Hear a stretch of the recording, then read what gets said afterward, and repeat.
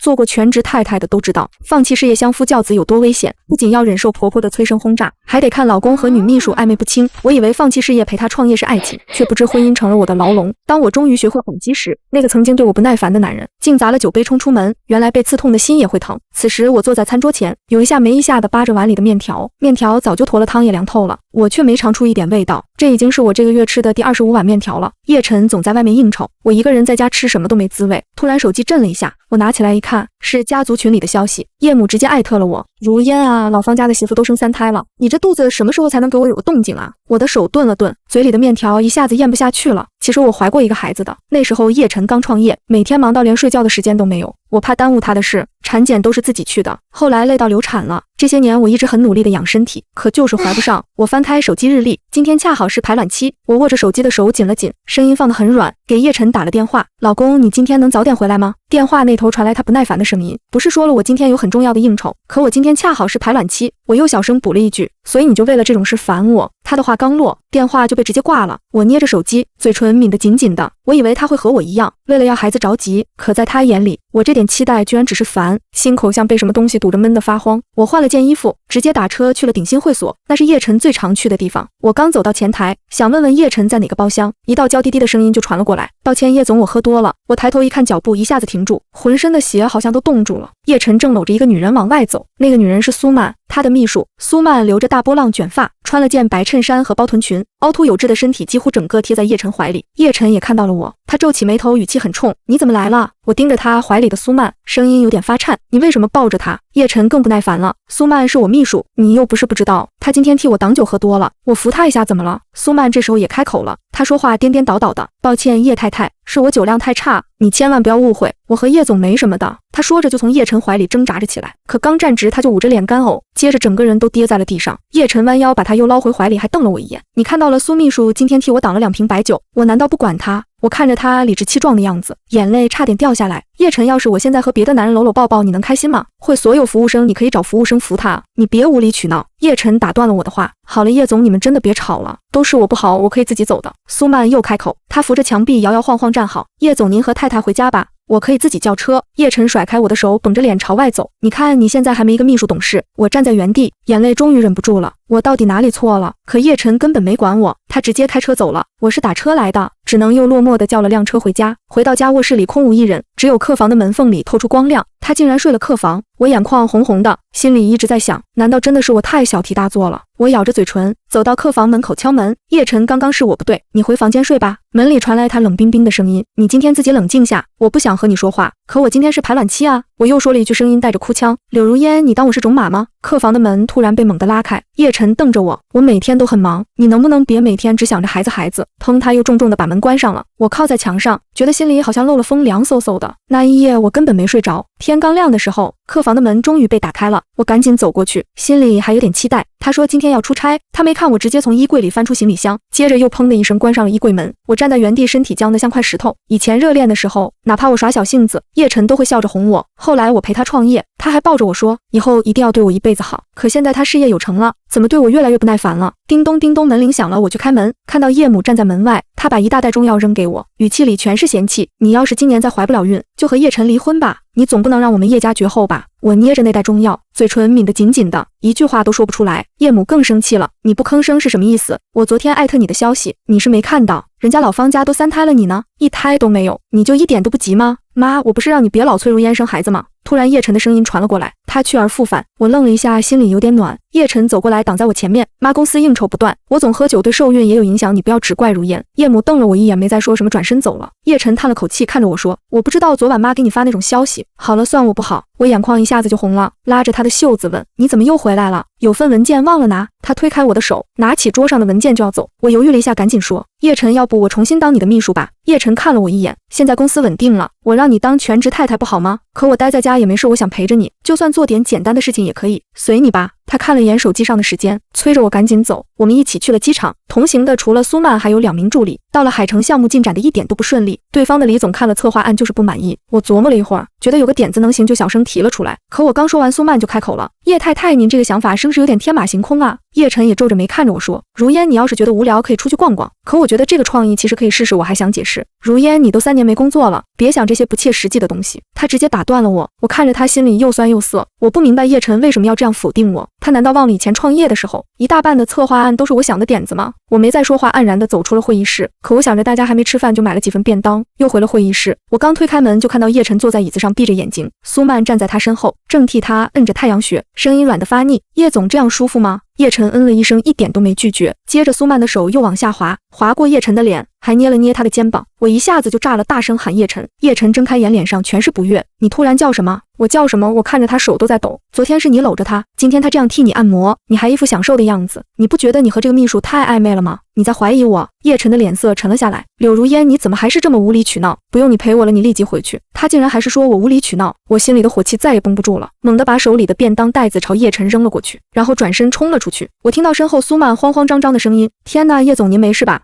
我没回头，一直往前走，眼泪掉在地上，很快就干了。我随便找了家酒吧，推门走了进去。我点了杯酒，一口就喝了下去，酒很烈，呛得我咳嗽起来。可我不管，又倒了一杯。我怎么都想不通，叶晨为什么能这么理直气壮？他就一点都没觉得自己错了吗？柳如烟，突然有人叫我的名字，我抬头一看，愣了一下。你是顾言泽？顾言泽是我大学同学，那时候我是班长，他是副班长，交集还挺多的。可毕业后我们就没联系了，没想到会在这里遇到。顾言泽笑了笑，在我对面坐下，好久不见，怎么一个人在这喝闷酒？我脸上有点尴尬，不知道该怎么说。顾言泽又问我，听说你毕业就结婚了，是和老公吵架了？我更尴尬了，低下头没说话。顾言泽看我这样，赶紧说抱歉，是我问的不妥了。好久不见老同学，我们碰一杯吧。他说着也叫了杯酒。我们聊着聊着，我才知道顾言泽现在也创业了，而且也是做策划这一行的。聊到工作里遇到的难缠客户，他还说了几个好笑的事，我忍不住笑了出来。顾言泽看着我勾了勾唇，总算让你笑了，看来我还有当脱口秀演员的潜质。我被他说的有点囧，赶紧喝了口酒掩饰。就在这时候，我的手机响了，来电显示是老公。顾言泽瞥了一眼手机屏幕，站起身说：“那我不打扰你了，你接电话吧。”我抿了抿唇，还是接了电话。我刚给你发消息，你是没看到吗？怎么都不回我？电话那头叶晨的声音还是有点不耐烦。你过来陪我吃饭，客户说你的点子不错，答应和我签约了。我从怔中到好笑，忍不住问你打电话来就是说这个。我知道上午冲你发火不对，但你确实太小题大做了。他轻描淡写地说。我心里的火又上来了，忍不住拔高了声音：叶晨，你究竟是没有边界感，还是其实打心眼里喜欢苏曼，自己都不知道啊？你究竟有完没完？叶晨也恼火了，你以前不是这样的，为什么现在变得这么不可理喻？叶晨，是你自己不可理喻。我说完，啪的挂了电话，然后红着眼眶冲出了酒吧。我跑得太急，没注意脚下，不知道踩到了什么，差点摔倒。一道身影冲过来扶住了我，我稳住身体，抬头一看，又愣了。顾言泽，你没走。我刚想走，就看到你跑出来了。顾言泽指了指旁边的车，我正好要接个电话，就没走远。你现在状态不是很好，去哪儿我送你。我看着他，心里突然特别委屈，为什么几年没见的同学都能对我这么关切，而我和叶晨结婚6年，他却只会说我无理取闹。我脑子一热，做了件冲动的事，我拿起手机对着顾言泽扶着我的手拍了张照片，然后我直接把照片发给了叶晨。发完照片，我把手机揣进兜里，对顾言泽说：麻烦你送我去附近的酒店吧，我不想回去。顾言泽点了点头，没多问，开车带我去了酒店。而另一边包厢里的叶晨正和李总聊签约的事，他的手机响了，他找了个借口走出包厢，他以为是我服软的短信，可点开手机一看，脸色瞬间就变了。照片里一只男人的手正扶着我的胳膊，我低着头，看起来很委屈。叶晨气的眼睛都红了，立即给我回拨电话，可电话刚响了一声就被摁断了。他又打，这次直接提示关机。他站在走廊里，手紧紧攥着手机，他怎么都没想到我竟然敢给他脸色看。照片里那个男人的手，一看就是成年男人的手，我竟然和别的男人在一起。他抬腿就要去找我，可刚走2步，苏曼就追了出来。叶总，您怎么出去这么久啊？李总已经把合同拿出来了，我们可以签约了。叶晨绷着脸咬着牙说：你跟李总说，签约的事改到明天，我要去找如烟。苏曼的眼睛闪了闪，笑着打趣：叶总，您终于要去找太太了，太太知道您为了她连签约都抛下了，肯定就消气了。叶晨的脚步突然顿住了，他心里琢磨着，错的人又不是我，我为什么要抛下签约去找他？他做错了事就该让他自己反省。他沉着脸对苏曼说：不用改了，回包厢。签约很顺利，很快就盖了章。可叶晨心里一直憋着气，他又给我打了好几次电话，全都是关机。他脸色阴沉的可怕，抓起桌上的酒杯，又倒了一杯酒，一口喝了下去。饭局结束后，苏曼扶着醉醺醺的他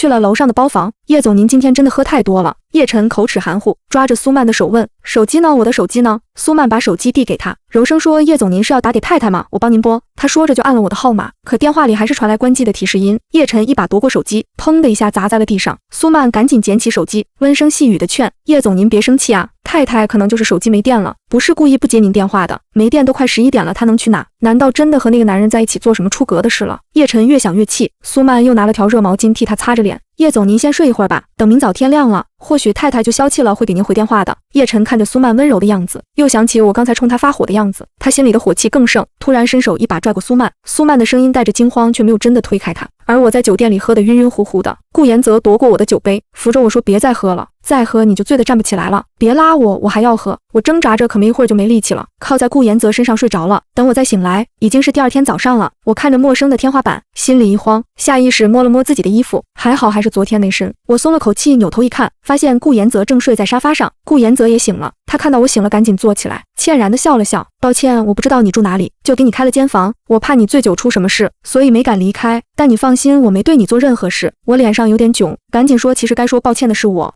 昨天喝多了，给你添麻烦了。没关系，我知道你心情不好。”顾言泽笑了笑，然后突然正色说：“如烟，虽然我说这话可能有点唐突，但夫妻之间还是要静下心来好好说话，别意气用事，不然将来可能会后悔的。”我听着他的话，眼眶一下子就红了，我再也忍不住，把叶晨和苏曼的事一五一十的跟他说了。顾言泽听完想了想说：“你老公应该不是真的喜欢那个秘书，他就是有点没分寸，你们其实可以好好谈谈，你直接告诉他你不喜欢他和秘书走那么近，只要你们平心静气的说，他应该会理解的。”我点了点头，觉得他说的有道理。我跟顾言泽道了谢，收拾了一下，就去了叶晨在海城的临时办事处。我想和他好好谈谈，把事情说开。可我刚走到办事处门口，就听到里面传来苏曼的声音：“叶总，我考虑了一下，我还是辞职吧。”苏曼的声音带着哭腔，听起来很委屈。昨晚我们那样了，我觉得太尴尬了，我不知道怎么面对您，更不知道怎么面对您太太，所以请您允许我辞职吧。昨晚那样的尴尬，我站在门外，耳朵里嗡嗡的，那些话像针一样扎进心里。我深吸一口气，猛地推开门：“叶太太，您怎么来了？”林曼的声音都在抖，手忙脚乱地往脖子上捂。我盯着那些红印，没忍住开口：“你当我瞎吗？这是什么？”林曼急着辩解：“叶太太，不是的，这是我过敏发出来的红疹。你是觉得我无知，还是觉得我没脑子？”我压着心里的火，往前走了2步，直接看向坐在沙发上的叶晨。他刚才的话什么意思？你和他上床了？叶晨沉默了几秒才开口：“我昨晚喝多了，我不是故意睡林秘书的，所以你一句不是故意，这件事就完了。”我忍不住冷笑：“叶晨，你没听过一句话吗？所有的酒后乱性都是见色起意。”叶晨也有些烦躁，他扯了扯领带：“那你要我怎么样？昨晚要不是你故意关机，我会喝那么多酒吗？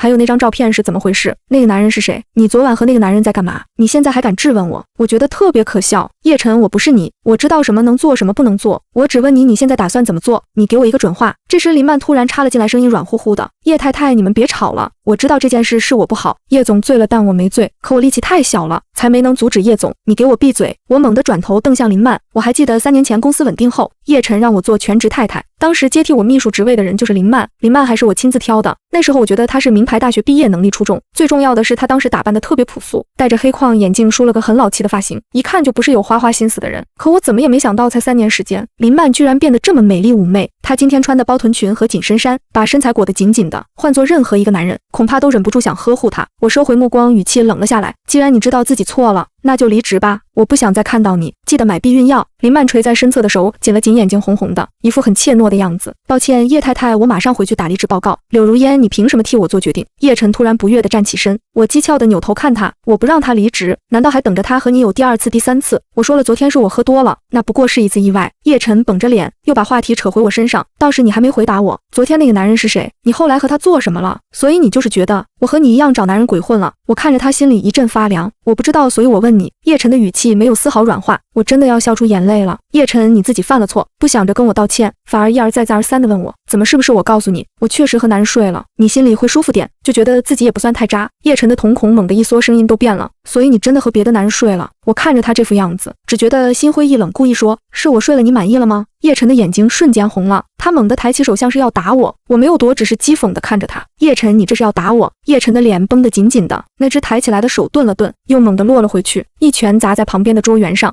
发出咚的一声响。过了好一会儿，他才软下语气，伸手捏了捏眉心。如烟，这件事到此为止，以后你别再找男人气我，我就当没发生过。我站在原地，心里又酸又涩，连我自己都不知道该哭还是该笑。叶晨睡了别的女人，他没有一句诚恳的道歉，更没有半点忏悔的样子，他做的只有不停地质问我，还莫名其妙给我安了个不清不楚的罪名。我深吸一口气，看着他说，叶晨，我觉得我们的婚姻好像可以结束了。叶晨猛地抬头，眼神里满是不敢相信你说什么。我说我们离婚。我把话再说了一遍，每一个字都很清晰。叶晨的瞳孔里像是翻起了巨浪，他盯着我，你要离婚，就为了那个男人？喝到了现在，他还在想这些。我眼眶又酸又胀，嘴角却扯出一抹笑，随你怎么想吧。离婚协议书我会尽快寄给你。说完，我转身就想走。叶晨伸手想拉住我的手，可林曼比他更快一步，他冲过来攥住我的胳膊，一边哭一边求，叶太太，您别走啊，您怎么能和叶总离婚呢？我知道您怪我，我现在就离职，我求求您不要和叶总离婚。他的指甲掐得我胳膊生疼，我不知道他是故意的，还是太急了没控制住力道，但看着他这副样子，我觉得前者的可能性更大。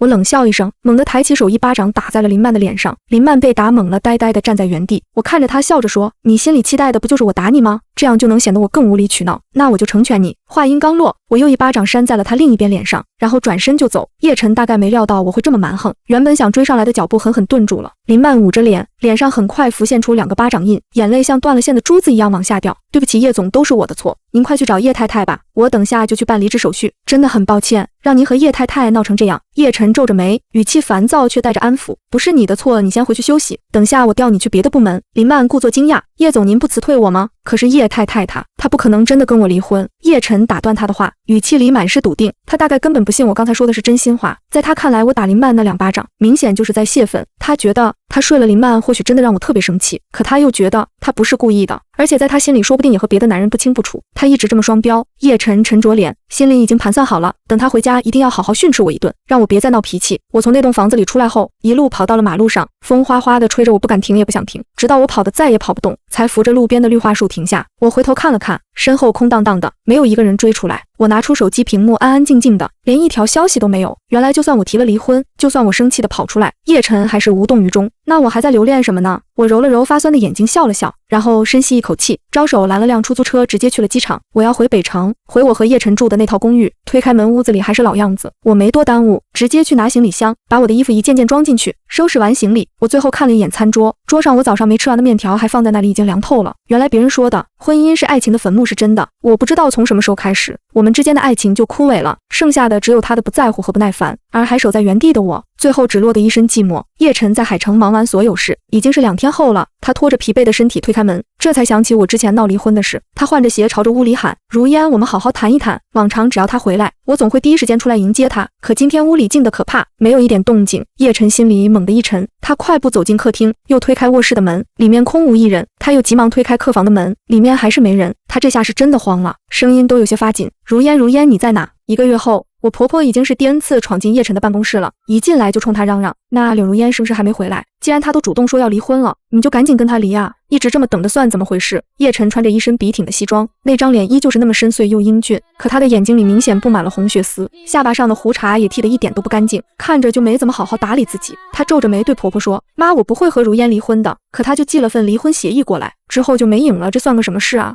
叶母的脸色一下子沉了下来，语气里满是不满，接着又带着点怀疑说，话说回来，他该不是跟什么野男人跑了吧？其实叶晨和我为什么会闹到要离婚这一步，他一直没跟叶母说过。就在这时，苏曼提着一个便当走了进来，轻声对叶晨说，叶总您的午餐便当。他抬头看到叶母也在，立马又恭敬地补了句，夫人，我不知道您来了，我这就去给您也买一份回来。不用，我妈已经吃过了，等下她就走。叶晨直接开口打断了苏曼，可叶母却不乐意了，立刻反驳，谁说我吃过了？我特意找你过来，就是想跟你好好说说柳如烟的事呢。妈，不管怎么说，我都不会和如烟离婚。叶晨的语气很坚定，没有一点退让的意思。叶母却更急了，可他都留下离婚协议了，你还不跟他离？再说了，他跟你过了这么几年，连个孩子都没怀上，这要是放在古代早就被休妻了。苏曼见状，赶紧小声说，叶总，那我先出去了。他说着就把便当打开放在叶晨桌上，然后尴尬地往后退了2步，可没退几步，突然就捂住嘴干呕了起来。叶晨的眉头一下子拧得更紧，苏曼也顾不上别的，赶紧冲了出去。叶母看着苏曼的背影，满是狐疑地问，这苏秘书该不是怀孕了吧？叶晨的脸色瞬间沉了下来，没好气地对叶母说，妈，您先回去吧。哎，你去哪儿啊？我话还没说完呢。叶母虽然有些生气，可也没办法，只能先往外走。不过他走了没几步，突然想起自己要上厕所，就又转身往洗手间的方向去了。可他刚走到洗手间门口，就看到叶晨正站在洗手池边，而苏曼一边干呕一边断断续续地对叶晨说：抱歉叶总，我也不知道自己为什么会突然吐，但我那天已经吃了事后药了，您放心，要是我真的怀孕了，我一定会打掉的，绝对不会给您和柳小姐造成困扰的。你们在说什么怀孕的事？叶母愣了一下，立刻走上前追问。苏曼的脸色一下子就慌了，赶紧摇着头说：没有，夫人您肯定是听错了，我还没老到耳背的地步。叶母的眼神在苏曼的肚子上转了转，又看向叶晨，语气带着点肯定地问：所以柳如烟跟你闹离婚，是因为你出轨了你自己的秘书？不是的，夫人，这是跟叶总没关系，就是那天叶总跟柳小姐闹了别扭，喝多了才，叶总不是故意要和我发生关系的。苏曼急忙解释，语气里满是慌乱。可叶母听完不仅没生气，反而突然笑了起来：这是好事啊，你慌什么？接着他又转向叶晨说：那柳如烟跟你过了这么几年，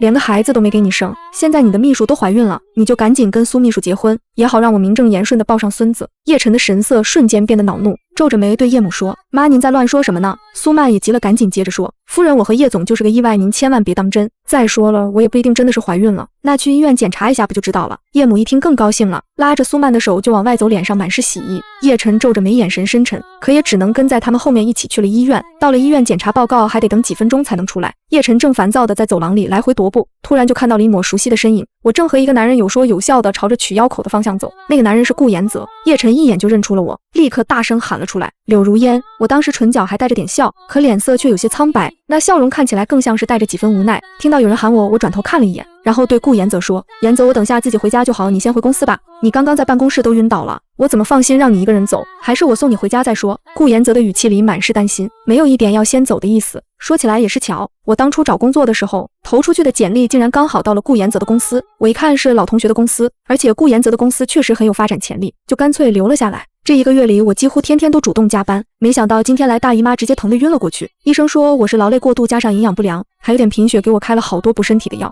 我和顾延泽刚取完药，正准备转身离开，迎面突然就有一道阴影压了下来。我愣了一下，低头看到了那条熟悉的领带，不用想也知道是叶晨。我只淡淡撇了撇嘴，接着就想往旁边走，避开他。柳如烟！叶晨又喊了我一声，声音里满是怒气。他快步上前，一把扣住了我的手，语气阴沉地问：你消失了1个月，就打算这么一直躲着，连一点解释都没有吗？我不是已经把离婚协议寄给你了吗？我说话的声音很冷漠，试着想把自己的手抽回来，可他抓得太紧，根本抽不动。我只能皱着眉说：叶总，男女授受不亲，麻烦你放开我。叶晨被我这话气笑了，带着点嘲讽说：你是我老婆，现在跟我说男女授受不亲？叶总，我再说一次，我要跟你离婚，不是在跟你开玩笑。我看着他，语气没有丝毫松动。所以你这1个月都是跟他在一起，你跟我离婚就是为了他？叶晨突然把目光转向顾延泽，双目死死地盯着他，眼神里满是敌意。顾延泽注意到了我被抓得发红的手腕，皱着眉对叶晨说：叶总，如烟现在身体不舒服，请你放开他，你这么抓着他，他会很疼的，你有什么资格关心他？叶晨的语气更冲了，完全没把顾延泽放在眼里。就在这时，取药窗口的药剂师喊了一声：柳如烟，还有1瓶补血片，你忘了拿？医生给我就好。顾延泽赶紧走过去接过补血片，放进了手里拎着的药袋里。叶晨这才反应过来，这里是医院的妇科，我和顾延泽一起来到妇科，还配了这么多药，难道我是怀孕了？这个念头一冒出来，叶晨的情绪瞬间失控，他双目赤红地盯着我，大声说：你怀了他的孩子。话音刚落，他突然一拳打向顾延泽，顾延泽完全没防备，被打得往后倒退了2步，差点站稳。我被这突如其来的一幕惊呆了，赶紧冲上前挡在顾延泽面前，对着叶晨大喊：叶晨，你做什么？你立即去把这个孩子打掉，这事我就当没发生过。叶晨根本没管我的反应，伸手就拉着我的胳膊，要往检查室的方向走。周围的人听到动静都看了过来，那些异样的目光落在我身上，显然都觉得我是那种背着老公出轨的女人。我的眼睛瞬间就红了，强忍着眼泪对叶晨说：叶晨，你够了，你再不放我，我就报警了。我再说一次，去把孩子打掉。叶晨的语气依旧强硬，拉着我的手丝毫没有松开的意思。就在这时，叶母拿着检查报告欢欢喜喜地跑了过来，嘴里还念叨着：苏曼怀孕了，她真的怀孕了，太好了。可她跑近一看，看到我也在瞬间愣住了。柳如烟，怎么是你？我脸上没什么表情。叶母说的那句苏曼怀孕了，我只当是耳朵被刺了一下，没什么太大的感觉。又或者说，我其实早就料到会有这么一天，所以反而很平静，甚至还带着点笑意说：恭喜叶总喜得贵子，你母亲抱孙子的愿望总算实现了。叶晨看着我脸上的笑，只觉得那笑容像一把刀，直直扎进他心里。他更加用力地扣紧了我的手腕，力道大的像是要把我的手腕捏碎一样，咬牙对我说道：我不会要那个孩子，我会让苏秘书把他打掉。如烟，你也去把你的孩子打掉，听到没？我发现自己对叶晨那点可笑的认知，好像永远都能再多上一层。我脸上的笑意更大了些，看着他说：叶晨，既然我都铁了心要跟你离婚，那我凭什么要为了你打掉孩子？是我就是爱上别人了，现在你满意了吧？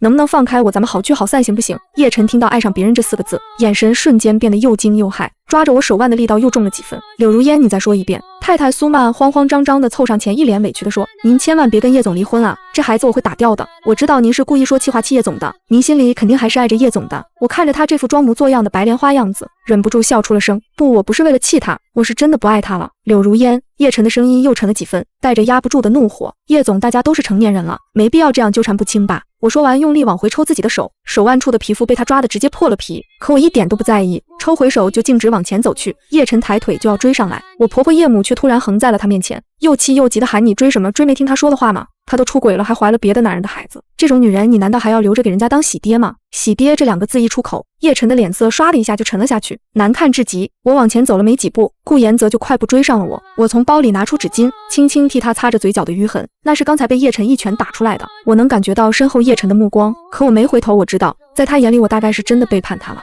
是从里到外完完全全背叛了他。叶总，您别再喝了。几天后，叶晨的公寓里，他正一瓶接一瓶的往嘴里灌着酒，这样的日子已经连着过了1周了。苏曼从厨房走出来，手里端着一碗热气腾腾的粥，小心翼翼地走到他面前：“叶总，您再这么喝下去，身体该垮了。我给您熬了点粥，您快趁热喝一点吧。再忙也得按时吃东西啊。我做了你爱吃的菜，快尝尝。”苏曼的声音刚落，我以前说过的话突然就钻进了叶晨的脑子里，他眼前甚至都浮现出了我刚毕业时的样子。那时候我放弃了待遇很好的工作，陪着他一起创业，不光天天熬夜帮他想策划案，还总在他忙得忘了吃饭的时候炒出一盘盘他爱吃的菜。可那时候我自己身子太累，明明已经怀孕了却不知道，最后不小心流产了。当时我还强忍着难过安慰他，说没关系，以后还会有孩子的。可为什么到了现在，他却要去给别的男人生孩子呢？叶晨想着想着，眼睛一下子就红了。苏曼在一旁轻轻啜泣起来，声音带着委屈：“叶总，对不起，都怪我。如果不是我的话，您和太太也不会变成现在这样。这几天我一直想偷偷去把孩子打掉，可夫人一直拦着我不让我打。”叶晨看着他那副凄凄惨惨的样子，突然开口说：“苏秘书，孩子不用打了，你安排一下下个月初我娶你。”盯我的手机突然弹出了新邮件的提示，我下意识点开，可看清邮件内容的瞬间，整个人都愣在了那里。邮件里是一张电子喜帖，日期定在1个月后，新娘的名字是苏曼，新郎的名字是叶晨。喜帖下面还附了一张婚礼清单，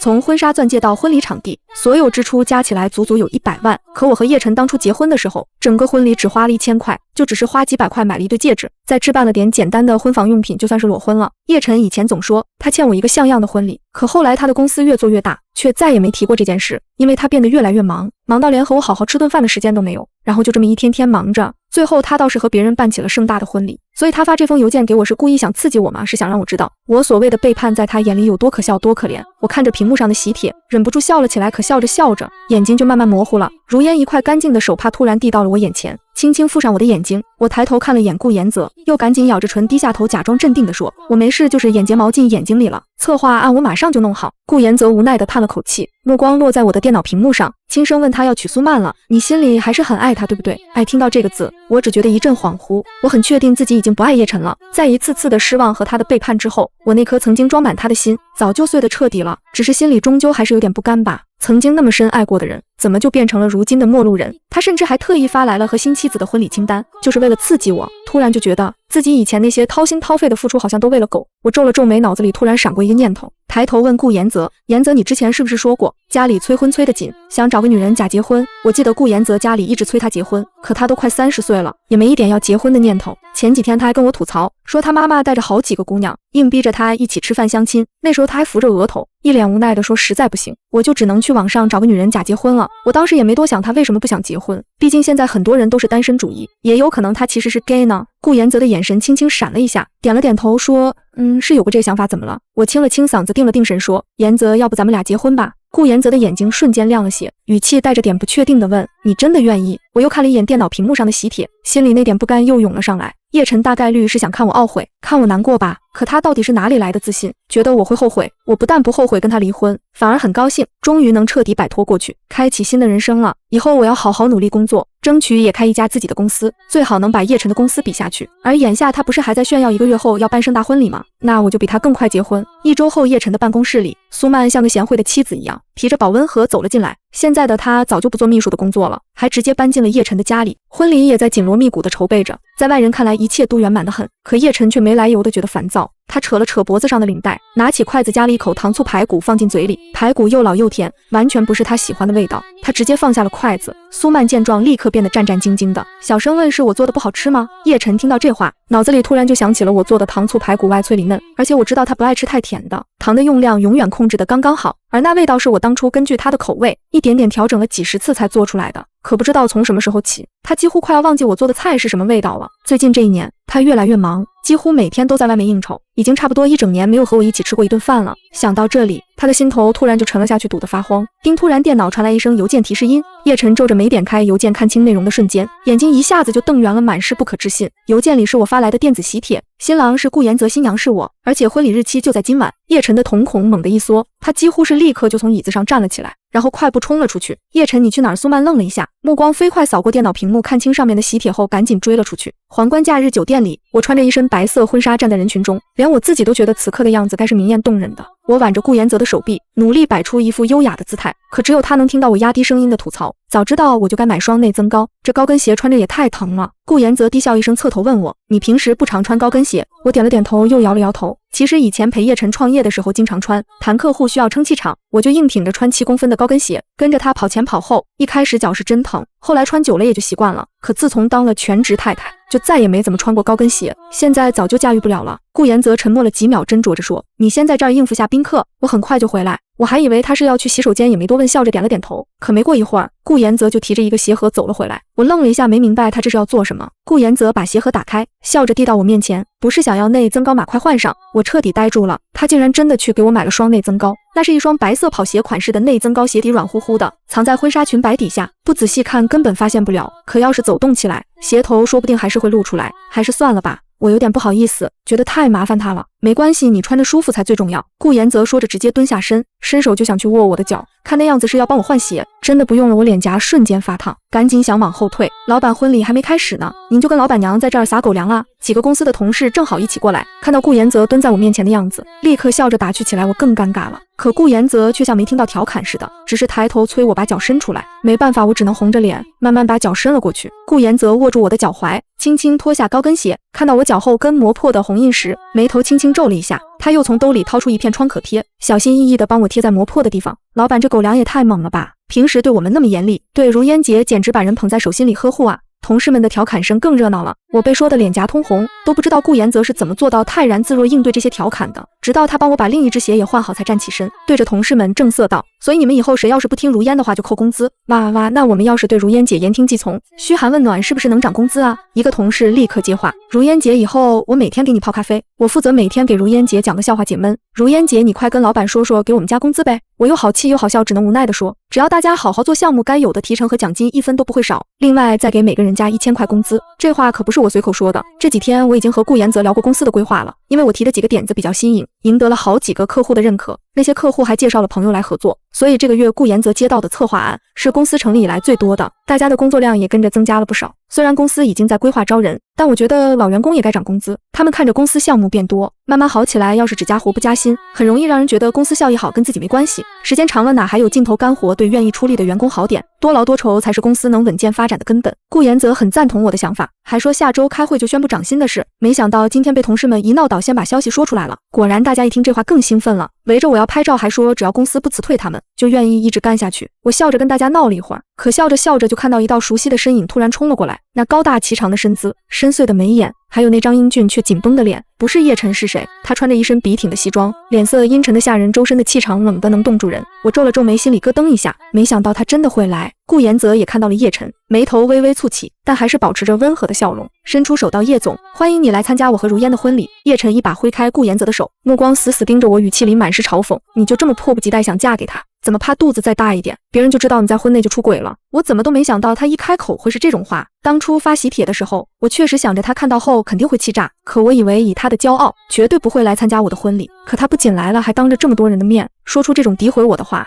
我脸色沉了下来，冷冷地说：叶总，你要是不会说话就闭嘴。另外，我发给你的喜帖只有封面，上面根本没有座位号，你该明白这是什么意思吧？没错，没写座位号，就是只想让他知道我要结婚了，根本没打算让他来。可叶晨像是没听懂似的，脸色更沉了。柳如烟，我们才刚离婚，你就就急着嫁人，至于这么赶吗？不是吧，这是如烟姐的前夫。如烟姐其实刚离婚，刚才她说什么婚内出轨，这是真的假的？同事们听到叶晨的话都惊呆了，纷纷议论起来。而顾延泽这边的亲戚们，本来就因为我没什么亲人来而有点好奇，这会儿听到婚内出轨几个字更是面面相觑。一个阿姨忍不住看向顾延泽，小声问：“你媳妇这是二婚？她之前真的在婚内出轨了？”没有，顾延泽立刻开口，目光带着几分凌厉看向叶晨：“是她前夫先出轨，如烟是确定和叶先生离婚后才答应我的求婚。叶先生都说一日夫妻百日恩，如烟以前怎么对你的你心里清楚，你至于这么诋毁她吗？”叶晨被顾延泽的话激怒了，指着我喊道：“我诋毁他？难道不是他先跟你出轨的？叶晨，你够了！”我再也忍不住冷着脸打断他：“你要是对我有不满，等婚礼结束后我们单独说，但现在请你离开。你赶我走！”叶晨的脸色瞬间变得铁青，眼神里满是不敢置信。苏曼突然大步走了进来，伸手挽住叶晨的手臂，故作温柔地说：“我们不是说好不提往事了吗？不管怎样，如烟姐现在要结婚了，我们还是祝福她吧。”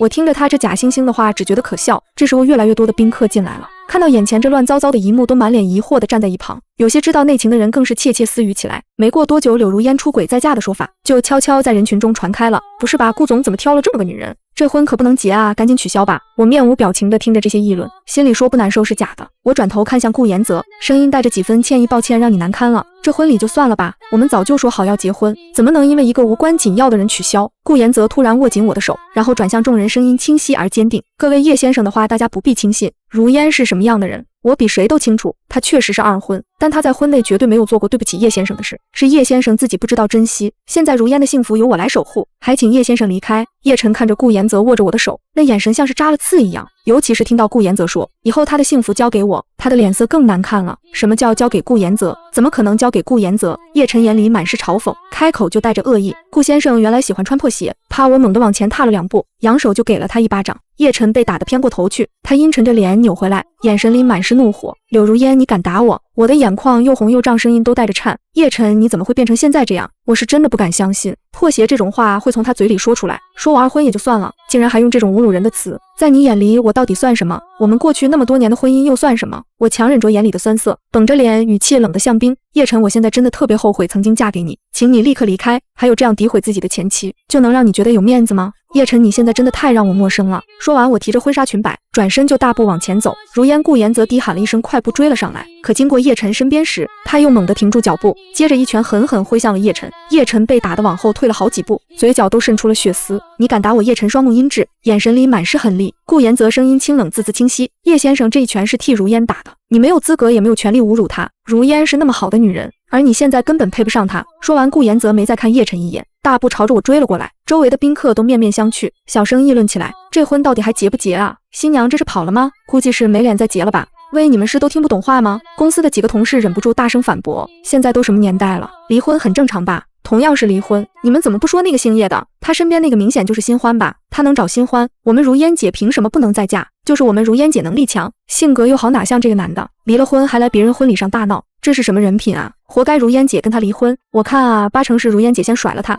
他受不了自尊心受挫，才来这儿闹事的。”同事们都护着我，你一言我一语的对着叶晨口诛笔伐。叶晨的脸色铁青难看至极，苏曼眼珠轻轻一转，立刻上前帮腔：“你们别不知情就乱说话。那天是叶总和如烟小姐闹了点别扭，如烟小姐自己脾气大，转头就跟顾先生鬼混到一起，还拍了照片刺激叶总，明明是如烟小姐先出轨的，你们可别污蔑叶总。”宾客们一听又开始议论：“那这么说，顾延泽就是明知人家已婚，还去破坏别人家庭啊？你们这些大爷大妈别听风就是雨行不行？”几个同事又急了，赶紧解释：“我们老板才不是那种人。如烟姐是面试进公司的，当时我把简历给老板看的时候，老板都愣了一下，明显之前就不熟，他们之前根本没什么牵扯，就连这1个月也只是普通的上下属关系，就上周突然宣布要结婚，根本不是你们想的那么龌龊。”宾客们听得又愣住了，这下彻底不知道该信谁了。可叶晨的神色却猛地一变，他突然冲上前，一把攥住刚才说话的女同事，绷着脸，语气急促地问：“你刚刚说什么？这1个月如烟和顾延泽只是上下属关系？”那女同事被他抓得手腕生疼，皱着眉挣扎：“你干什么？快放开我！我问你话！”叶晨的情绪更激动了，如烟和顾延泽这1个月到底在干什么？还有如烟不是怀孕了吗？他们怎么可能没关系？女同事听的这话都要被气笑了，你胡说什么呢？什么怀孕啊？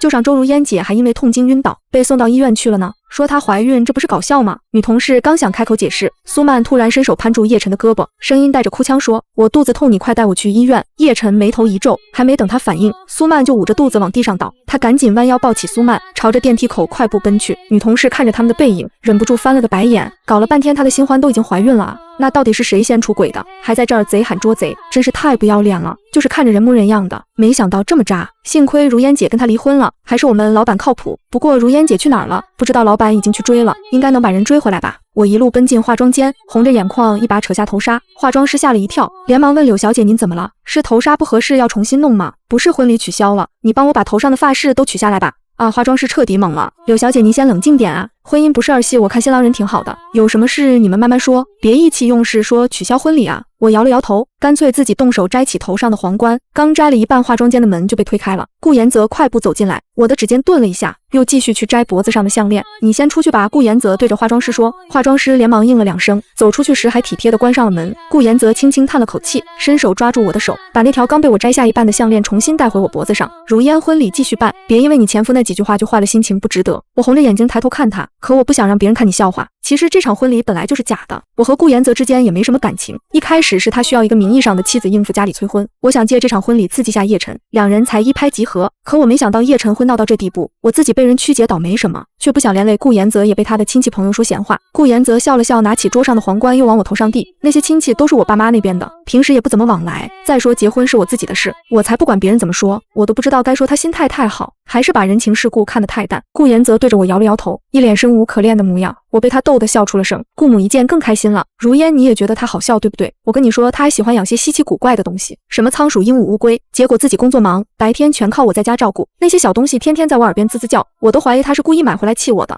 我脸上的笑容收了收，有些惊讶地看向顾妍泽。我记得大学时班里搞过一次活动，就是大家在校园里摆摊，把自己用不上的东西或者手工制品拿出来卖。那时候我和顾妍泽一起负责摆摊，吆喝着卖同学们交上来的东西。隔壁艺术系的摊位摆了好多仓鼠、小乌龟和鹦鹉，我一有空就过去逗，还跟那只鹦鹉互相学话，傻乎乎的。顾妍泽当时问我怎么这么喜欢小动物，我说喜欢哪需要理由，而且比起猫狗，我更喜欢这种小型动物。本来我也想养一只，可叶晨不喜欢叽叽喳喳的声音，就没养。我真没想到顾妍泽也喜欢这些，可那时候没见他去逗那些鹦鹉啊。等回去那些小动物就交给你照顾了。顾妍泽看着我说，我下意识点了点头，反应过来后才想起，我不是说要取消婚礼的吗？顾母笑眯眯的走过来，如烟啊，我们赶紧出去继续迎宾吧。哎，不对，你这头纱怎么还没戴？来，妈帮你戴。他说着拿起头纱和发夹，熟练的帮我固定好。我到了嘴边的婚礼算了吧，终究还是没说出口。之后我们一起出去迎宾，顾父顾母就站在我旁边，每过来一个亲戚，顾母就笑着介绍，看这是我儿媳妇漂亮吧？妍泽能娶到她真是好福气。顾妍泽拿着皇冠在我头上比划了半天，一脸困惑地说，这玩意儿怎么戴啊？直接放头上吗？怎么感觉怎么摆都会掉下来？我被他逗得忍不住笑了，哪有直接往头上放的？我的头又不是平的，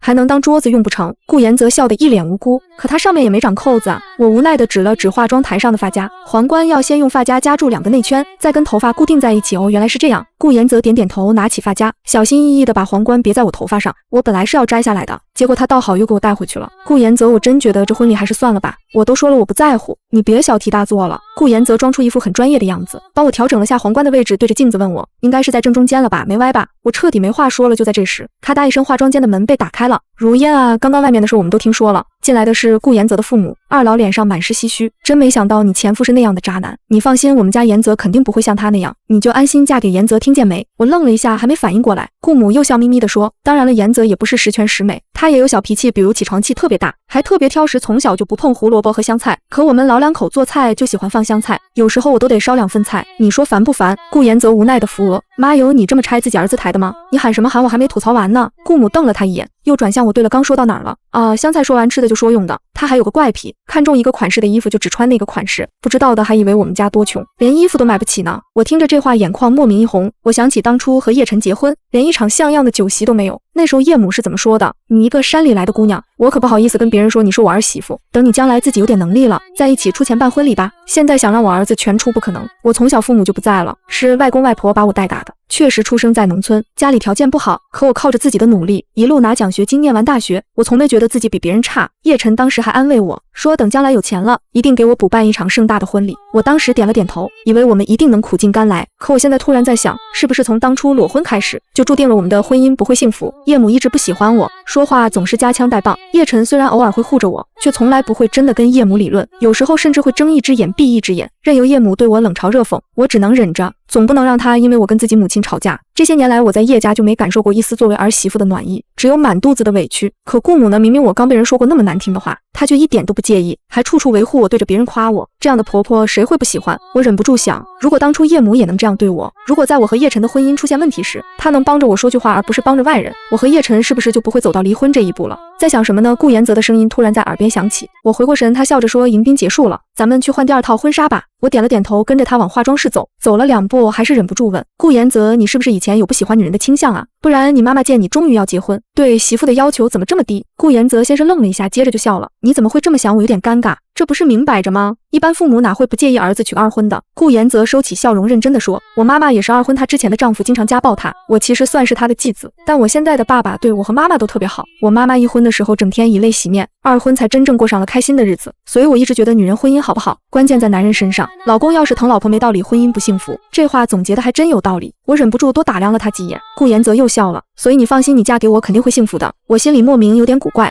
分不清他这话是专门说给我听的，还是顺着前面的话随口接的。不过顾延泽能有这样的感悟，应该是真心的吧。毕竟小时候看着妈妈在第1段婚姻里那么难，肯定更懂好婚姻该是什么样，也会更珍惜。顾母也真是运气好，能从失败的婚姻里走出来，遇到对的人。可这样的运气不是人人都有的。换好第2套婚纱，婚礼正式开始。当司仪宣布新郎可以亲吻新娘时，我看着顾延泽缓缓低下头，不知怎么的突然有点紧张。凑近了看，顾延泽的脸其实很帅气，不像叶晨那样带着冷硬的俊酷，反而有种温润的清俊，看着特别舒服，一看就知道是个温和的人，跟叶晨骨子里的冷硬完全不一样。我怎么又想起那个渣男前夫了？我皱了皱眉，下意识晃了晃头。可就因为这一下，顾延泽本来要落在我脸颊的吻，偏偏落在了我唇上，唇瓣相贴的瞬间，我们俩都愣了。本来明明说好只吻脸颊的我彻底懵了。顾延泽的眼神深了几分，没动过了几秒才缓缓退开，低声说了句：“抱歉，我更囧了。”该道歉的明明是我啊，人家说不定还是纯情处男呢。希望这不是他的初吻。我尴尬的低下头，脸颊烫的不行。司仪在一旁调侃新娘：“这是害羞了。”我的脸更红了。接下来是敬酒环节，顾延泽没让我沾酒，酒瓶里装的全是葡萄汁。等宴席散了，我拖着疲惫的身子跟他回了家。顾家看着是小康家庭，不是什么大别墅，但也是套复式公寓，上下2层，用楼梯连着。顾父顾母住1楼，2楼就是我和顾延泽的房间。一进客厅，我就看到窗台边有只鹦鹉扑腾着翅膀，嘴里还叫着主人欢迎回家。这是女主人吗？真漂亮！我惊讶极了，这鹦鹉教的也太好了吧，不仅会自己说话，还会夸人，明显平时没少教。顾母笑着说：“前几天啊，延泽特意教这只鹦鹉说女主人3个字，还叮嘱一定要夸漂亮。”我当时还愁这傻鹦鹉学不会呢，没想到还真学会了。我更囧了，没想到顾延泽还会特意教鹦鹉夸我，是真的有心，还是故意做给顾母看的？我心里犯嘀咕，却也没再多想。上了2楼，婚房布置的特别温馨，红色的大床上贴着镀金的喜字，看着喜气洋洋的。我盯着那张床还没反应过来，顾延泽就说：“之后你睡床，我睡沙发。放心，我爸妈一般进我们房间都会敲门，不会发现不对劲的。”我莫名就不紧张了，摇摇头说：“没事，床这么大，你也睡床吧。我又不是什么黄花大闺女，而且你的人品我还能不放心吗？再说他搞不好对女人本来就没兴趣呢。”顾延泽的眸光轻轻闪了下，看着我毫不设防的样子，垂下眼帘说：“行，那咱们把被子分在2边就好。衣柜里有我妈给你新买的睡衣，你累了就先洗澡睡觉吧。”我点了点头，走到衣柜前打开，却一下子愣住了。顾延泽见状问：“怎么了？我妈买的你不喜欢？”我扭头咳了一声没说话。顾延泽又说：“是不是款式太老气了？其实我本来想自己准备的，可我妈非要给你买，你要是不喜欢，明天我带你去买新的。这哪是老气的问题啊？顾母买的睡衣也太暴露了，就几根带子挂着布料，还透着光，根本遮不住什么。我赶紧把那层衣柜门关上，说我自己带了衣服，穿我自己的就行。我拉开行李箱，翻出自己那套棉质的上下2件式睡衣。顾延泽说：“还是明天带你再去买些吧，不然我妈又要念叨我了。”我只能应下来。那好吧，到时候我也给你爸妈买几身衣服。顾延泽点了点头。另一边的医院里，医生给苏曼做完检查，说应该是刚才情绪太激动，引起了短暂的宫缩，不过现在没什么问题，胎儿很健康，放心吧。苏曼松了口气，我婆婆叶母也跟着松了口气。等医生走后，叶母就对着叶晨念叨：“你好好的去柳如烟的婚礼干什么？幸好苏曼没出事，要是肚子里的孩子真有个3长2短可怎么办啊？”叶晨烦躁地说：“这不是孩子没事吗？你难道还希望孩子有事？”叶母沉下脸，语气满是不悦：“夫人，陈哥肯定不是这个意思。”苏曼赶紧柔声打圆场：“刚才我肚子一疼，陈哥第一时间就抱起我送医院，他心里肯定也担心孩子。哎，我就是不想让叶晨再跟柳如烟有牵扯了。”叶母怎么都想不明白，叶晨好好的为什么要去人家婚礼上闹？难道是柳如烟邀请的？可叶晨按理说根本不该去啊，还差点让他的宝贝孙子出事，真是把他心疼坏了。苏曼眼珠轻轻转了转，说：“夫人，可能陈哥就是气不过吧，咱们1个月后才结婚，柳小姐却不到1个礼拜就嫁了。陈哥大概是去说她几句，不过柳小姐都再婚了，确实没必要再让她难堪。哼，一个婚内出轨的女人。”有什么难不难堪的，那是他活该。叶母根本不关心我婚礼成没成，只对着叶晨说，以后柳如烟要是再来找你，你绝对别理他，知道吗？叶晨没说话，只是烦躁地扯了扯领带，他根本没听进叶母的话，满脑子都在回想顾延泽公司那个女同事的话。如烟姐和老板这1个月就是上下属的关系，所以他们这1个月真的只是同事，还是怕员工说闲话故意没公开，又或者是因为她怀了孕，顾延泽才不得不娶她。说到底，柳如烟到底怀没怀孕？叶晨想起女同事那句你胡说什么，心里更乱了。他决定明天去找柳如烟问清楚，可不知道她现在住哪，只能让助理先查顾延泽公司的地址。拿到地址后，他没多停留，直接驱车离开。苏曼提着保温壶站在原地，看着他的车尾灯消失在路口。现在才上午11点，叶晨要是见客户绝不会不带助理，他到底去干什么了？苏曼皱着眉上楼，找到助理问：小王，叶总呢？我怎么没在办公室看到他？这个男助理是叶晨后来招的，之前苏曼故意说不喜欢女秘书，叶晨便换掉了之前的秘书。助理回答：叶总应该是去见客户了，一家叫茂名的策划公司。策划公司？苏曼愣住了，他们自己就是策划公司，怎么会去见另一家同行？而且他从没听过茂名这个名字，不像是北城的大公司。他心里突然咯噔一下，追问哪个名金字旁的名。苏曼的脸色瞬间沉了下来，这不就是顾延泽的公司？叶晨去那里分明是找柳如烟。他攥紧手里的保温壶，转身快步追了出去。叶晨赶到茂名公司时，员工们一看到他就满脸警惕。之前跟他争执过的女同事小美站出来：叶先生，你怎么又来了？该不是又来捣乱吧？叶晨沉着脸：柳如烟呢？让他出来。小美翻了个白眼：如烟姐和老板今天没来公司，他们刚新婚，肯定去度蜜月了啊。度蜜月3个字像块石头砸在叶晨心上，闷得他喘不过气。他想起自己和柳如烟结婚时，第2天就回公司上班了，那时他们太忙，只能取消度蜜月。他还一直说要不可，到最后也没兑现。他强压着心头的色意，又问他们什么时候回来？至少半个月吧。小美故意抬高声音：老板说要带如烟姐去欧洲玩一圈，多浪漫啊。叶晨的脸彻底黑了，铁青着脸转身离开。等他走后，小美抱着肚子哈哈大笑。其实顾延泽根本没说要去度蜜月，只是说今天不来公司。欧洲之行是顾延泽计划5·1假期的事，还特意叮嘱他们，要是叶晨来问，就故意说要去半个月，就是为了气他。苏曼坐在出租车里，看着叶晨的车离开，心里又气又慌。可没等他理清思绪，车窗突然被人敲了敲。他抬头一看，竟是大学时的前男友孟奇伟。孟奇伟笑着凑过来：怎么了？见到老情人这副表情。苏曼赶紧下车，给了司机1张100元钞，让他先走。转身就想走，却被孟奇伟拦住。又傍上新的大款了，出手挺阔绰啊。孟奇伟家里有点小钱，大学时和苏曼在一起过，后来因为他花心分了手。苏曼那时图他的包包首饰分了，就找了下家。如今再见面，孟奇伟看着他的大波浪卷发和精致妆容，忍不住伸手想摸他的脸。有没有兴趣再续前缘？苏曼一把拍开他的手，语气冰冷：我马上就要结婚了，以后看到我就当不认识。他怎么可能再跟孟奇伟纠缠？叶晨可是他好不容易才勾搭上的。3年前在商务宴上看到叶晨时，他就被他的长相和身家吸引了。那时叶晨身边还是柳如烟，他便想着先混进叶晨的公司。正巧柳如烟要做全职太太，他趁机辞职应聘，故意扮的土气，让叶晨觉得他踏实，之后再慢慢展现能力，还特意学了按摩，借着给老板缓解疲劳的名义拉近关系。他知道叶晨工作忙，就主动替他挡酒，喝醉了让他服知道柳如烟在意肢体接触，就故意在柳如烟来公司时跟叶晨靠得近，一步步下来，终于让他们大吵一架，自己趁机上位。可现在叶晨竟然还去找柳如烟。苏曼越想越气，甩开孟奇伟的手，拦了辆出租车就走。时间一晃半个月，叶晨算着日子，一早就往茂名公司赶。可他刚踏进大楼，保安就给小美发了消息。小美赶紧跑去找柳如烟：如烟姐，你前夫来了，你和老板快去茶水间躲好。柳如烟哭笑不得：你平时是不是看谍战片看多了？我只看偶像剧。小美认真的说：但你和老板是我磕的 CP， 绝不能让第三者搞破坏。他说着掏出手机打给顾延泽开了免提：老板，你和如烟姐还要玩半个月才回来啊？我们都快忙死了。免提里传来顾延泽的声音：知道你们辛苦，从法国给你们代购了些东西，包裹这2天应该到了。小美立刻拿起桌上的包裹拆开，里面全是兰蔻香水。她故意对着门口喊：老板，包裹收到啦，都是香水，你和如烟姐再多玩几天，第2批礼物我们也能收。说完挂了电话，把香水分给同事，转头就看到站在门口的叶晨。故作惊讶：姨，你怎么又来了？叶晨的目光死死盯着他手里的香水，双目赤红。你刚说柳如烟还要再度几天蜜月？对啊。小美点头。老板说欧洲很漂亮，如烟姐很喜欢，就决定再玩半个月。他话锋一转话说：你作为前夫老来找我们如烟姐干嘛？不知道的还以为你后悔了想挽回呢。他背叛我，我还挽回他？叶晨的脸瞬间沉了下来。你开什么玩笑？那你老跑过来干嘛？小美一句话把他噎住。叶晨张了张嘴，竟说不出理由。他自己也不知道，明明是来问他怀没怀孕的，可问了又能怎样？他现在和顾延泽那么开心，早就不需要他了。叶晨攥紧拳头，转身快步离开，直接回了家。苏曼拿着锅铲从厨房出来，看到他就迎上去：你怎么现在就回来了？叶晨没说话，只是盯着他。苏曼伸手想摸他的脸，却被他突然攥住手腕，俯身吻了下来。这个吻又深又重。苏曼愣了一下，随即勾住他的脖子迎合。他知道叶晨肯定是去找柳如烟碰了壁，才把怒气发泄在他身上。可他不在乎，只要能成为陆太太，这点委屈算什么？又过了半个月，到了叶晨和苏曼举办婚礼的日子，他站在迎宾台前，脸色阴沉的像门神。叶母看不下去了，推了推他：儿子，今天你大婚板着脸干嘛？我不管你想什么，赶紧笑一笑。叶母压低声音，不然别人还以为你被柳如烟甩了，放不下她多丢人。被她甩了，叶晨的表情终于变了，他低头看了眼身边的苏曼，伸手搂住她的腰。叶母这才满意，笑着招呼宾客婚礼草草结束。第二天，叶晨带着苏曼去度蜜月，选的地方也是欧洲，他自己都不知道为什么要选和柳如烟一样的地方。到了法国，看着埃菲尔铁塔，他满脑子都是柳如烟站在这里的样子，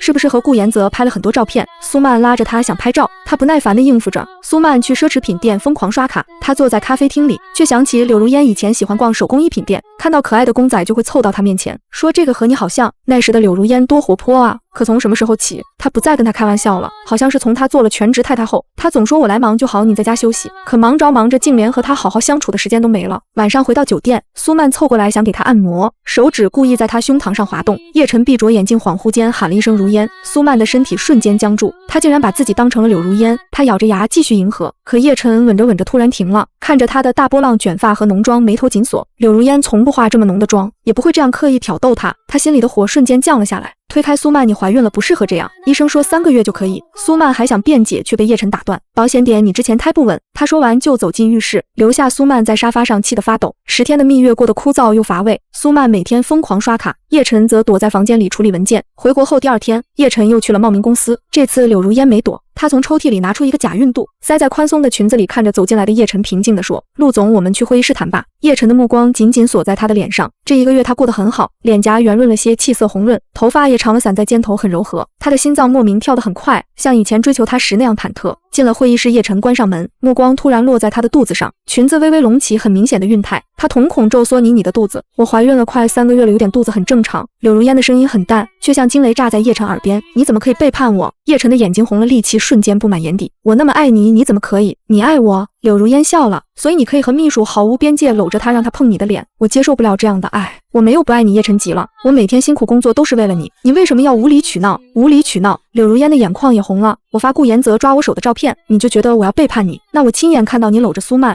难道不该怀疑你们有一腿？那都是你的臆想。叶晨被噎住半天才挤出一句：“如果不是你发照片，我不会喝醉碰苏曼。”真是好借口。柳如烟冷笑：“我也喝醉过，知道真的醉了什么都做不了。你清楚的知道那是苏曼，却还是和他在一起了，这叫爱我。”他转身想走，却被叶晨拉住。我当时太生气了，没有理智。不管你有没有理智，你娶了苏曼是事实，我也再婚了。柳如烟甩开他的手，我们好聚好散，给彼此留点体面。好聚好散。叶晨盯着他的肚子，声音发颤：“你先背叛我的，怎么能这么云淡风轻？那你要我道歉吗？”柳如烟看着他：“我可以说是因为你长期不回家，我太寂寞了，所以才找了别人。这个理由你接受吗？”叶晨的瞳孔猛地收缩，像被抽走了所有力气。他想回忆上次和柳如烟缠绵是什么时候，可合计不起一起吃饭的时间一样，他什么都想不起来。他总说等公司上市就好，总以为只要给他更好的物质就是对他好，可他忘了柳如烟要的从来不是这些，是陪伴，是在意，是他眼里只有他的专注。叶晨站在原地，看着柳如烟的背影消失在门口，第一次感到了彻骨的茫然。接下来的1个月，叶晨再也没去找过我，他变得比以前更忙，有时候甚至直接睡在办公室里。苏曼坐在空荡荡的卧室里，一把将手机摔在地上。这已经是叶晨连续第5天没回家了，偌大的床上只有他一个人，他忍不住腹诽：难道叶晨真是个性冷淡？难怪柳如烟要跟他离婚，这种独守空闺的日子换谁都受不了。可他才不会像我一样傻，既然叶晨给不了他想要的，他自然有别的办法。苏曼捡起没摔坏的手机，给孟奇伟发了条消息，语气直白：有空吗？那边几乎秒回：没空也会为你腾出空，宝贝，老地方见。苏曼嘴角勾起一抹笑，回了个飞吻的表情。她换上一条宽松的漂亮长裙，踩着半坡跟鞋，化了精致的妆容，径直去了常去的酒店。门一打开，孟奇伟已经穿着浴袍在等她，看到她就调侃：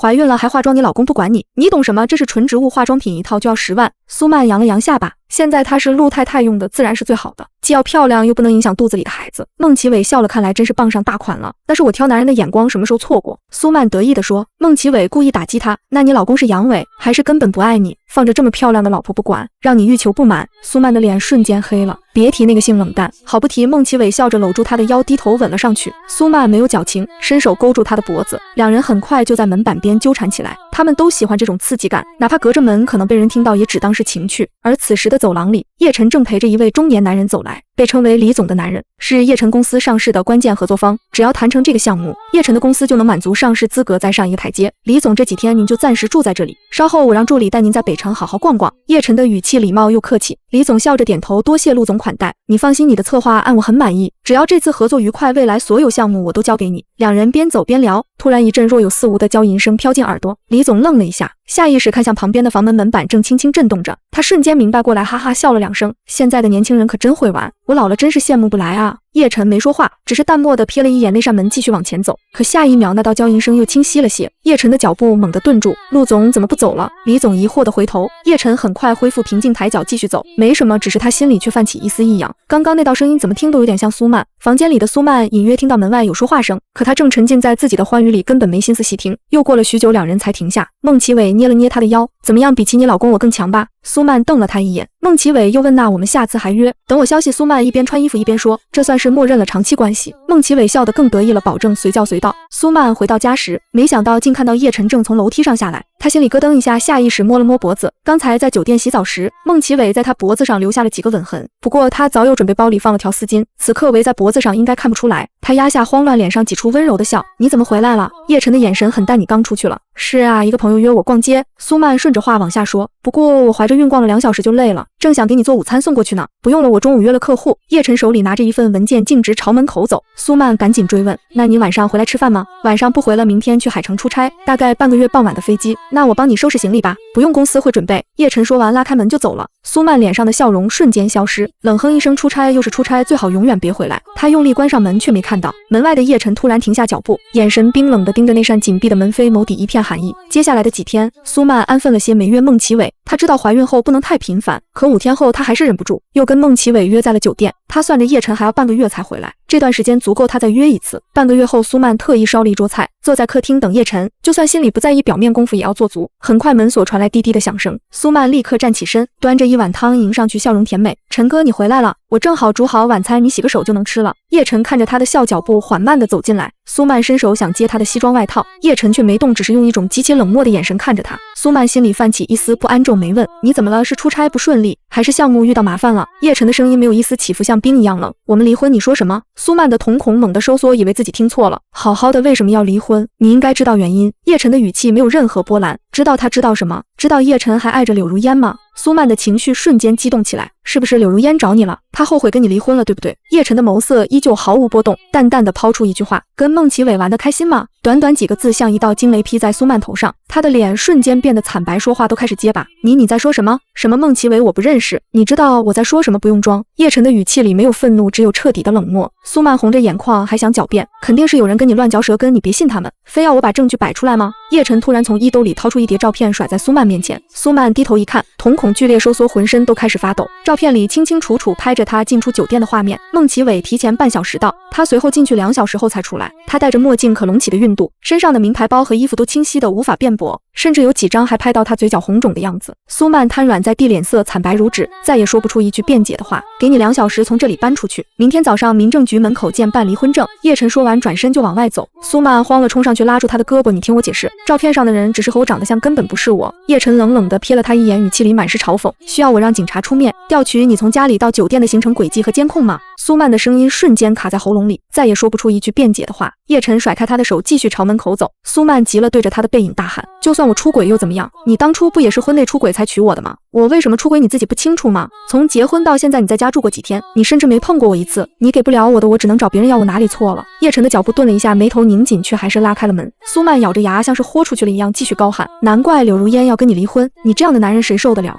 砰！叶晨猛地关上门，转过身，死死地瞪着他。苏曼反而笑了，眼神里满是挑衅，被我说中了柳如烟，就是因为你天天不回家才出轨的，所以我现在这样，你凭什么怪我？你是不是该问问自己，为什么娶的老婆都要背叛你？闭嘴！叶晨的声音里带着压抑的怒火。我偏不闭嘴！苏曼孤注一掷，突然换上一副委屈的表情，眼眶通红地说，陈哥，我知道我错了，但我真的爱你啊，我只是太寂寞了，你原谅我这一次好不好？我保证以后再也不找别人了，你每天回家陪陪我好不好？别跟我离婚，求求你了。他说着眼泪就掉了下来，那崩溃的样子仿佛真的受了天大的委屈。叶晨的眼神出现了恍惚，苏曼哭泣的脸和记忆里柳如烟控诉他不回家时的样子渐渐重叠，那句我很寂寞更是和上次柳如烟说的话完美重合。所以陆总需要我为出轨对你道歉吗？那我能说是因为你长期不回家，我太寂寞了，所以才找了个男人。陆总这个理由你接受吗？叶晨的瞳孔剧烈收缩，脚步踉跄地拉开门，几乎是逃一样的冲了出去。苏曼看着他的背影，脸上的泪水瞬间消失，取而代之的是一抹讥讽的笑。他赌对了利用叶晨对柳如烟的愧疚，就能让他打消离婚的念头。就算他以后再不碰他也没关系，只要他还是陆太太就够了。黑色的轿车停在茂名公司楼下的路边，叶晨盯着写字楼里亮着的灯光，心里满是悔恨。他怎么会因为苏曼这种女人和柳如烟离婚？可现在说什么都晚了，他已婚，他也已婚，甚至都有了孩子，他连后悔的资格都没有。他攥紧方向盘，指尖泛白，正准备踩油门离开，却在后视镜里看到了一道熟悉的身影。叶晨猛地踩下刹车，心脏狂跳起来，是柳如烟。她穿着休闲的风衣和牛仔裤，脖子上系着一条丝巾，被风吹得轻轻飘动。她抬手把耳边的头发别到耳后，这个小动作和创业时那个陪着她加班、和她一起挤公交回家的柳如烟一模一样，只是这一次她身边站着的人是顾延泽。顾延泽不知道说了什么，柳如烟笑了，眉眼弯弯的像一轮新月，好看的让叶晨移不开眼。两人有说有笑的坐上了车，很快消失在夜色里。叶晨看着空荡荡的路口，想追上去，却发现自己连踩油门的力气都没有。他有什么资格追？滴滴！叶晨烦躁地摁了下喇叭。前方突然有一辆车停下，一个孕妇从车上下来，敲了敲他的车窗：“先生，能不能别突然摁喇叭？我怀孕了。”听到这声音，心慌的厉害。叶晨的脸色更沉了。喇叭跟你有关系吗？你这声音太突然了，很吓人啊。孕妇摸了摸自己快5个月的肚子，我现在听到喇叭声，心跳就特别快，肚子也不舒服。老婆，你怎么下车了？一个男人捧着热牛奶走过来，看到孕妇赶紧上前扶住她，是不是哪里不舒服？我带你去医院看看。不用，就是被他的喇叭吓到了。孕妇指了指叶晨，我让他别摁了，他还跟我凶。男人看了眼叶晨阴沉的脸，知道他心情不好，没再多说，只是柔声哄着孕妇：“是我不好，买牛奶排队久了，让你等急了，快喝口热的，我们回家。”看着两人相携离开的背影，叶晨突然愣住了。那个孕妇的肚子隆起的很明显，而柳如烟和苏曼差不多时间怀孕，苏曼的肚子也显怀了。可刚刚柳如烟穿的牛仔裤明明是平坦的，一点孕态都没有。一个疯狂的念头在他脑海里炸开，柳如烟根本没怀孕，他之前是骗他的。叶晨的瞳孔剧烈收缩，激动得手都在抖。他踩下油门，疯了一样在马路上绕圈，想找到柳如烟的车，可最终还是一无所获。但他不气馁，今天找不到，明天总能找到。第二天一早，柳如烟吃完早饭，和顾延泽一起出门，父母还特意给他们装了2个保温便当，叮嘱他们中午一定要吃。车子刚到公司楼下，一道阴影突然挡在车前，柳如烟吓了一跳，定睛一看才认出是叶晨。他的头发乱糟糟的，领带歪歪扭扭，下巴上满是胡茬，眼睛里布满红血丝，整个人看上去憔悴又狼狈。柳如烟皱起眉：“你怎么又来了？”叶晨的目光死死地盯着她的肚子，声音沙哑：“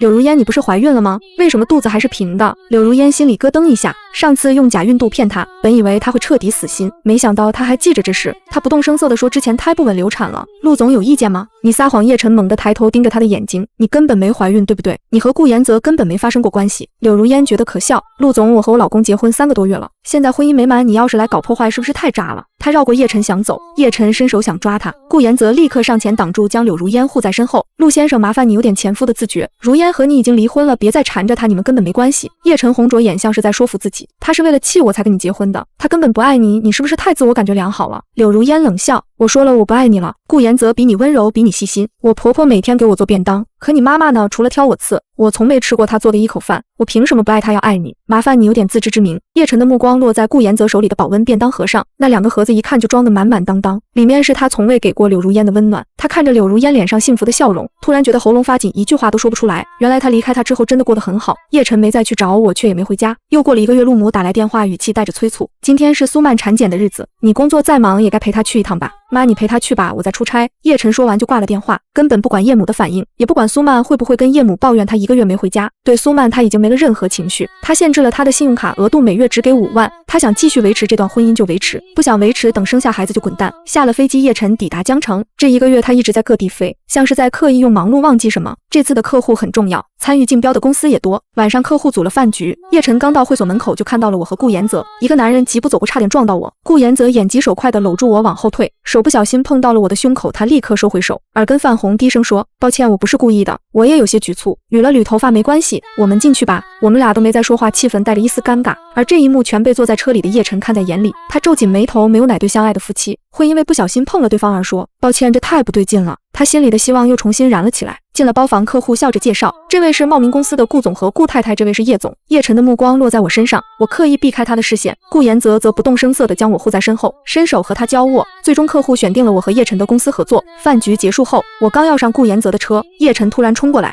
拽着我的手就把我塞进了他的车里。你干什么？我又惊又怒。叶晨关上门锁，绕到驾驶座上车，再次锁死车门，踩着油门就会入车流。我掏出手机要报警，他一把抢过手机扔到后座。我只是想和你单独谈谈，我和你没什么好谈的。我冷冷地说，从你碰了苏曼的那一刻起，我们就结束了。你现在有老婆有孩子，该做的是对他们负责，不是来缠着我。如果你介意苏曼，我现在就和他离婚。叶晨的声音带着急切，我再说最后一遍，你离不离婚都和我没关系。我看着他一字一句地说，叶晨，我不爱你了，你为什么就是听不懂？后方传来喇叭声，顾延泽的车追了上来，叶晨却突然踩下油门，车子猛地加速。我尖叫一声，紧紧抓着安全带。马路上车流密集，他这样太危险了。叶晨，你快停车！我几乎是吼出来的。叶晨转头看我，眼神带着一丝偏执，你是怕我出事还是怕他出事？我怕我们俩都出事。我气得发抖。你现在根本不是在谈，是在发泄情绪。你有没有想过我的安危？叶晨的眉头拧了拧，车速慢了些。如烟，我知道错了，我不该和苏曼走那么近。如果你想上班以后都带着你，我们还像创业时一样好不好？他还在自说自话，我彻底没了耐心。叶晨，你凭什么觉得我会原谅你？我不是木头被背叛了还能当做什么都没发生？就算我原谅你，也不代表我会再爱你，这是两回事。我拿出备用手机刚要拨号，叶晨突然把车拐进了一条偏僻的小巷，停了下来。他扣着我的肩膀，将我压在座椅上，一辈辈缓缓放下。我们俩的身体紧紧贴在一起。叶晨，你放开我！我用力挣扎，可他的力气太大，我根本推不开。如烟，我真的会改。他盯着我的眼睛，声音低沉，这就是你所谓的改，不顾我的意愿强迫我。我冷笑，就像你当初说是我逼你睡了苏曼一样，现在又要把所有错推给我。叶晨说不出话来。这时顾延泽的车追了过来，他下车用力拍打着车门，嘶吼道，放开如烟。叶晨看着顾延泽泛红的眼睛，突然低头吻住了我。我震惊的瞪大眼，用力咬他的舌头，血腥味在口腔里散开，他却没松口。顾延泽在车外踹着车门，嘶吼声越来越大。叶晨像是被刺激到了，手竟然伸进了我的衣服里，一股寒意从背脊升起。我看着他偏执的眼神，突然觉得可笑又可悲。他嘴里说着爱，做的却是强迫我的事。我用尽全身力气推开他，吼道，叶晨，你滚！叶晨的动作顿住，看着我通红的眼睛，眼神里终于有了一丝慌乱。我趁机推开车门，不知道什么时候他的锁松了。顾延泽立刻冲过来抱住我，将我护在身后，愤怒地看着叶晨，你再敢碰他一下，我饶不了你。我靠在顾延泽怀里，身体还在发抖。叶晨坐在车里看着我们，眼神复杂，有不甘，有痛苦，还有一丝绝望。最终他发动车子，猛地踩下油门，车尾灯很快消失在夜色里。顾延泽轻轻拍着我的背，柔声安慰，别怕，我在。我抬头看着他，眼眶泛红，原来真正的爱从不是强迫和偏执，而是尊重和保护。我终于明白，我和叶晨的过去早就该彻底放下了。顾延泽带我到了酒店，让我先去洗澡放松。等我出来时，他正端着一杯热可可走过来，听说热可可能让人心情变好。我刚去买了可可粉煮的，温热的杯子捧在手里，暖意顺着指尖蔓延到心底。我看着他轻声说，延泽，谢谢你。接下来的半个月，叶晨没有再出现，我渐渐放下心来，以为他终于放弃了，可没想到某天下午，一个外卖小哥突然走进公司，问哪位是柳如烟小姐。我愣了一下，起身回应我是，但我没有点外卖，是一位先生让我送的，说是给茂名公司的柳如烟小姐。外卖小哥递过一个精致的小盒子，他给了小费，我也不知道联系方式，你要是不收，只能自己处理了。小美好奇地打开盒子，里面是几块手工曲奇饼干，看到饼干的瞬间我愣住了。以前我做全职太太时，曾想学烘焙，却总把饼干烤焦。叶晨那时还笑着说，等公司上市，我学烘焙做给你吃，可这句话他从未兑现。如今他送来这些饼干，我没有丝毫感动，只觉得无奈，为什么他还要来纠缠？接下来的几天，每天都有不同的甜点送来，蛋挞、泡芙、提拉米苏，花样不断。小美一边吃一边调侃，如烟姐，你前夫倒是挺有毅力，不过你可不能心软啊，老板对你多好。我淡淡摇头，我不会的。这天顾延泽突然叫我进办公室，问如果叶晨继续这样追你，你会回心转意吗？不会，我坚定地说，有些事情发生了就是发生了，我已经不爱他了。顾延泽沉默了片刻，突然说，那我能追你吗？我震惊地看着他，以为自己听错了。顾延泽的耳根泛红，解释道，其实大学时我就喜欢你，只是那时你已经和叶晨在一起了，这次重逢我不想再错过，所以才提议假结婚，想慢慢靠近你。他还说家里的鹦鹉和乌龟都是因为听说我喜欢才买回来的，这么多年他一直没忘记我。看着他认真的眼神，我的心跳莫名加快，轻声说，让我考虑一下。第二天外卖小哥又准时出现，我叫住他，送东西的男人在哪里，带我去见他。在停车场我看到了叶晨，他坐在车里抽烟，眼神放空，看到我他立刻下车，眼里满是惊喜。如烟，你原谅我了，愿意跟我回家了。我抽回被他抓住的手，冷静地说，我来是想告诉你别再来了，你的甜点我一口没吃，以后也不会吃。叶晨的表情僵住，还想辩解，上次是我不对，我太冲动了。我转头看向顾延泽，他立刻上前，我主动握住他的手，十指交握。叶晨的眼睛瞬间红了，声音沙哑，你真的要和他在一起？是我看着他一字一句地说，叶晨，我们的问题从来不是苏曼，而是你。你爱我却更爱自己，你忘了我等你回家的日子，忘了我失去孩子的痛苦，忘了你承诺的婚礼。你总觉得我该无条件原谅你，却从没想过我的感受。现在苏曼怀了你的孩子，你让我怎么接受？看着他，我就会想起你的背叛，没有人会在原地等你，我已经走出来了，你也该向前看。叶晨的眼泪落了下来，他张了张嘴，却什么都说不出来。我知道这次他终于听懂了。我握着顾言泽的手转身离开，只留下一句：希望我们再也不见。走到电梯口，我听到身后传来他沙哑的声音：如烟，对不起，祝你幸福。电梯门缓缓关上，我靠在顾言泽的肩上，心里终于彻底轻松了。爱情就像一朵花，需要用心呵护，一旦枯萎，就再也回不到最初的样子。而我知道，属于我的新的幸福才刚刚开始。